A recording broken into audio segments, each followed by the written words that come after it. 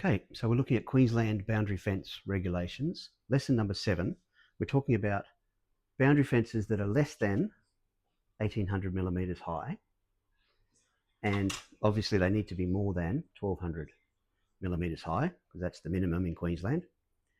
And we're talking about fences that have gaps in between the palings, and for this video, those gaps are less than 10 millimetres. Okay, so for this video, the gaps are less than 10 millimetres all the way along the fence. Now, the regulations for this type of fence are pretty much exactly the same as your standard aluminium style fence. So if this fence was your standard aluminium fence, then it's the same regulations for this. And what that means is all we need to worry about initially is the non-climbable zones on the outside, which is non-climbable zone 2, which is this one.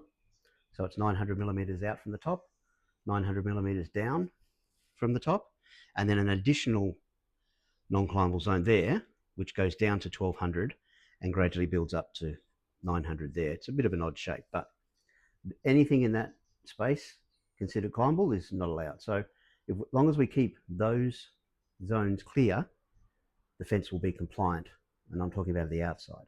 However, if the rails are on the outside, which these ones are, we can't have horizontal objects closer than 900 millimetres. So 900 millimetres, these two horizontal rails are closer than 900 millimetres from the top of that one to the top of this one. So in effect, this fence is now non-compliant. The way we fix that is we get some wooden 60-degree fillets and we put them on top of the fence so that the distance between the top of this and the top of that wooden fillet is more than 900 millimetres, which in this instance it's just over. So now that fence is compliant. Okay. However, if that was still under 900, then we would need to put an additional wooden fillet on the bottom rail as well to remove that out of the equation and turn that into a non-climbable object as well.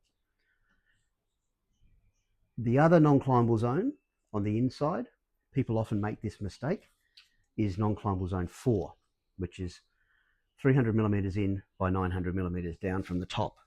Now that is only relevant when your gaps in your fence, your vertical gaps, are greater than 10 millimetres.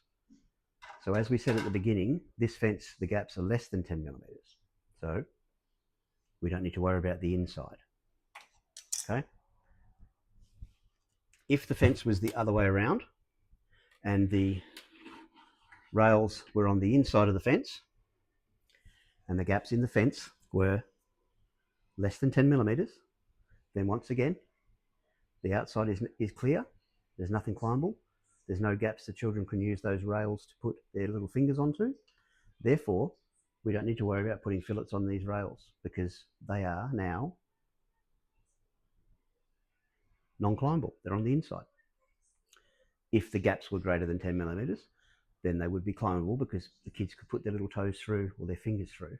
So we would have to raise those up to ensure that not only is there 900 millimetres between them, but they can't reach through with their little fingers.